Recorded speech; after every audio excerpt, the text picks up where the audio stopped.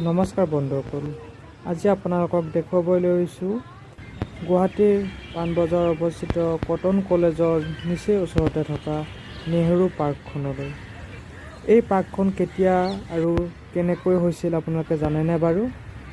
1995 চনত অসম চৰকাৰে গুৱাহাটীত এখন ৰাজহুৱা উদ্যানৰ উন্নয়নৰ বাবে কিছু মাটি অধিগ্ৰহণ কৰিছিল আৰু পৰৱৰ্তী সময়ত ভাৰতৰ প্ৰাক্তন প্ৰধানমন্ত্ৰী জৱাহৰলাল নেহৰুৰ নামেৰে এই পাৰ্কখনৰ নাম নেহেৰু পাৰ্ক দিয়া হয় আৰু প্ৰাক্তন মুখ্যমন্ত্ৰী তৰুণ গগৈদেৱে এই উদ্যানখন 2004 চনৰ 12 জুন তাৰিখে উদ্বোধন কৰে।